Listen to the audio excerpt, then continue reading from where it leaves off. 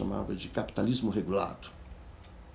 Uma ofensiva que tinha sido pioneiramente liderada por Ronald Reagan e Margaret Thatcher nos anos 80, mas que aos poucos se difunde amplamente em toda a economia. Mas o que é importante observar é que neste movimento político-ideológico, não apenas o socialismo, mas as intervenções keynesianas e de Pigou, que era o teórico, do ponto de vista neoclássico, sobre o estado de bem-estar social, e suas implicações, portanto, para o estado de bem-estar, tornaram-se também alvo de uma grande ofensiva política, ideológica. A grande frase síntese da época, liderada aqui por Ronald Reagan, era: o Estado não é a solução, o Estado é o problema.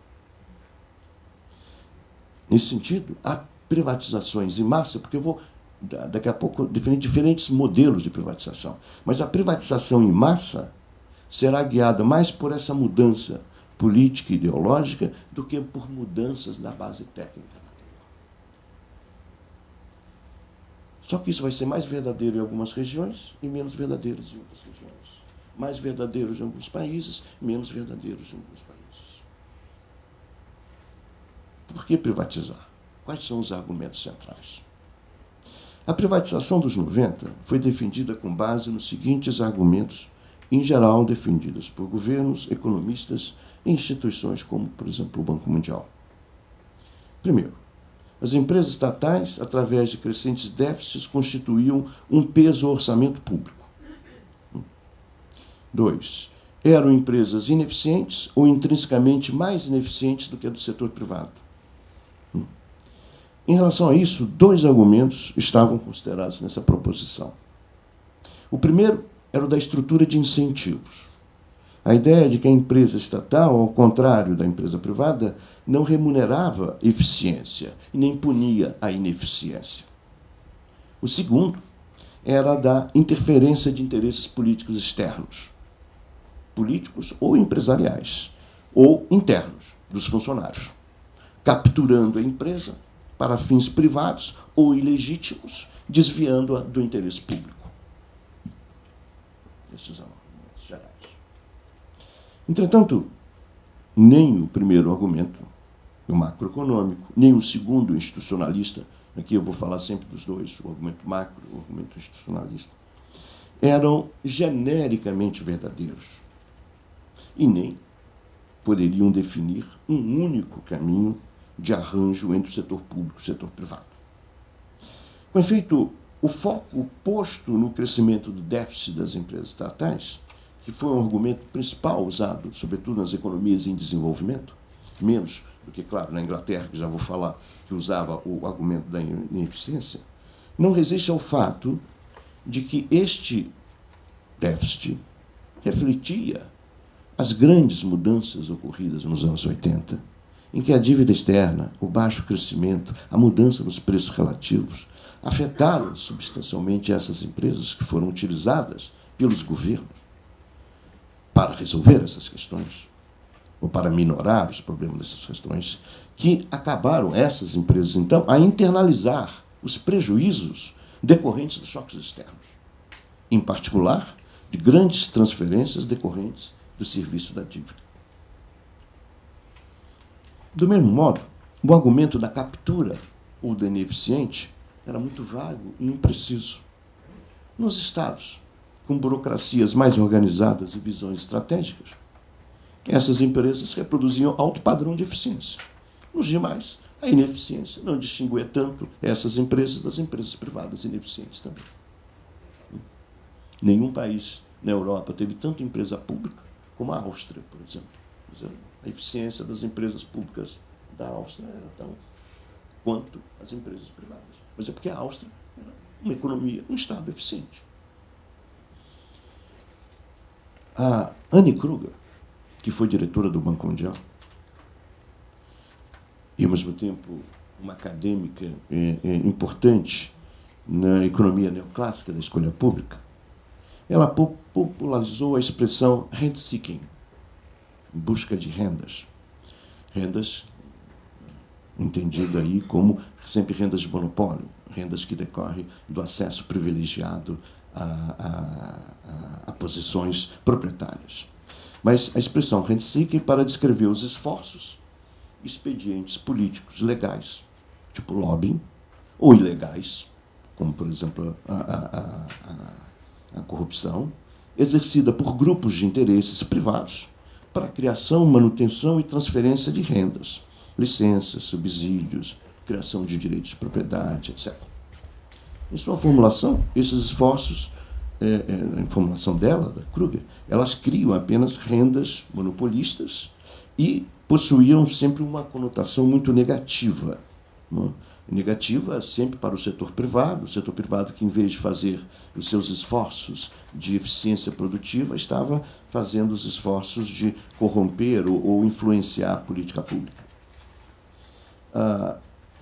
O alvo principal da Annie Kruger era o Estado desenvolvimentista e sua política de proteção e promoção das empresas nacionais. Nesse sentido, a privatização, a liberalização e a redução do tamanho do Estado era concebida, então, aí como uma solução ao desperdício de recursos. Mas há uma outra perspectiva, inteiramente distinta dessa, em que considera a questão do Rentseeking não como algo típico do Estado desenvolvimentista, mas como algo inerente às relações Estado e mercado no capitalismo. E a questão essencial para o desenvolvimento econômico é o resultado das transferências de rendas associadas à propriedade para a economia e para o conjunto da sociedade.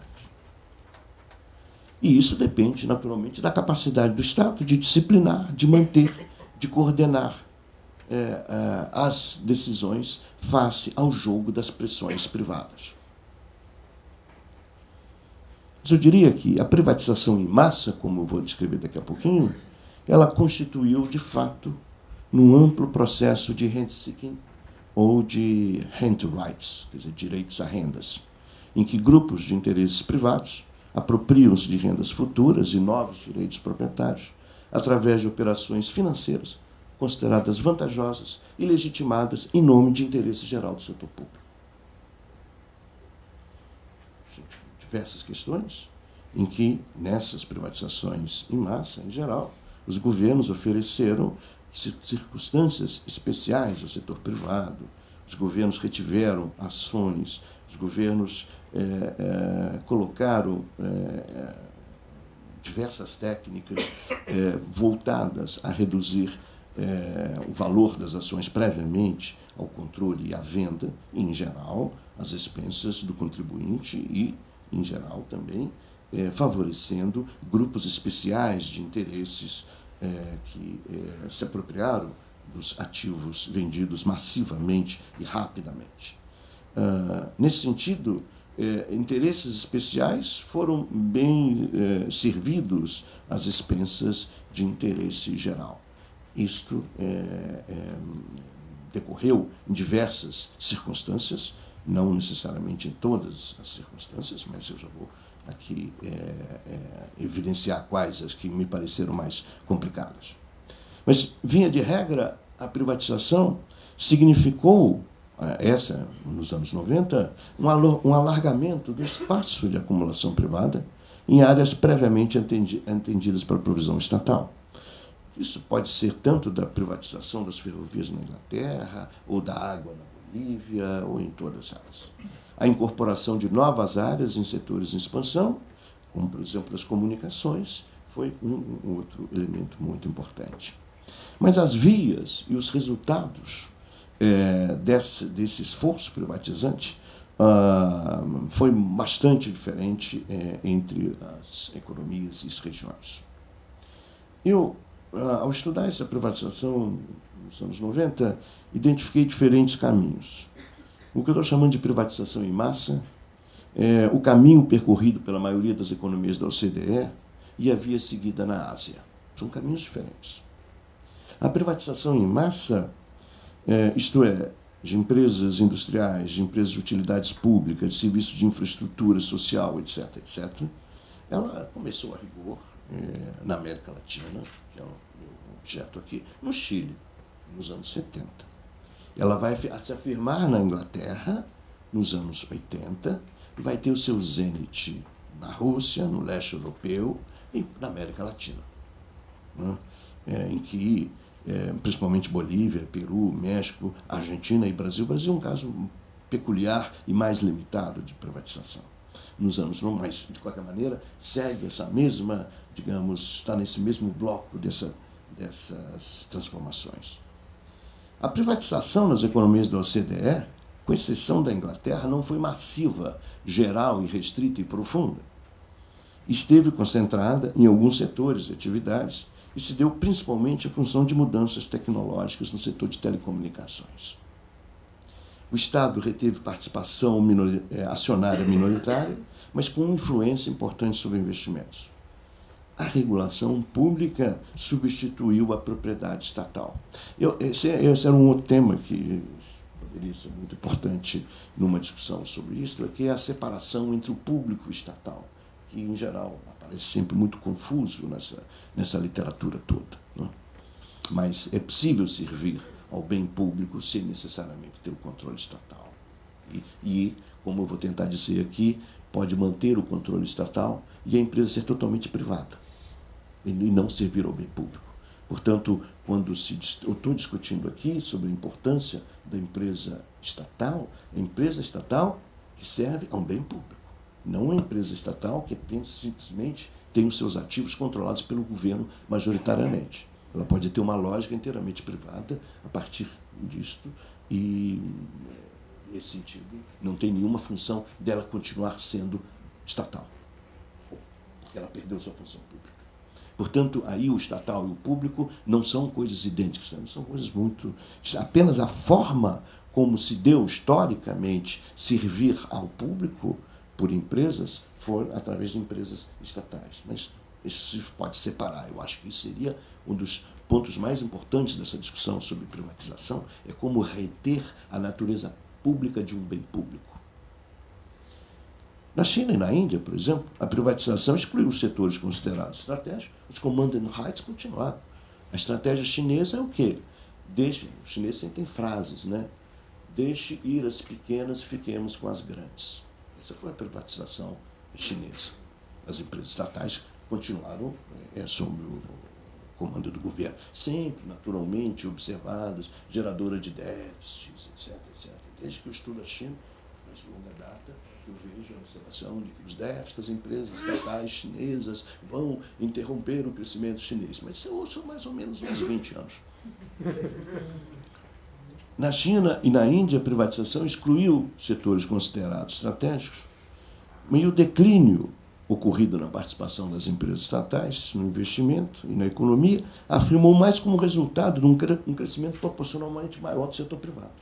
Então, os ativos públicos, se você olhar a privatização como o peso dos ativos públicos nos ativos totais das empresas, tanto da China quanto da Índia, caiu. Mas isso caiu porque o setor privado cresceu mais. As razões por trás dessas distintas vias são também distintas. É claro que na América Latina, como também no leste europeu, onde houve a privatização em massa, as restrições macroeconômicas, decorrentes essencialmente do elevado estoque da dívida externa, afirmaram-se como principal argumento a favor de uma privatização, apresentada sempre aí como uma estratégia necessária para a redução da dívida pública, por exemplo, muito usado no Brasil, swaps de títulos de dívidas por ações, ou de atração de capital estrangeiro. Por exemplo, isso foi o argumento principal na Argentina, no Brasil, no México. Ou de reestruturação da dívida, acesso ao plano Brady, por exemplo, esse foi o principal argumento da Argentina. Mas as razões principais na América Latina, aqui nos anos 90, eram de natureza ideológica. E não sou eu que estou dizendo isso, não. O principal arquiteto das reformas do assim chamado consenso de Washington, chamado John Williamson, ele, em 2003, ele faz uma revisão do que foi o consenso de Washington. E os prós e os contras, etc. E o consenso de Washington era um decálogo, né? Eram 10 políticas. E ele dizia, só existia uma que era ideológica. Qual? A da privatização. Essa era, agora uma citação dele, a privatização era a única área e que foi originada de uma ideia neoliberal e teve uma ampla aceitação. Nós temos, dizendo, algumas reservas em relação a isto, porque a privatização pode ser um processo altamente corrupto e transferir ativos para uma elite privilegiada, por uma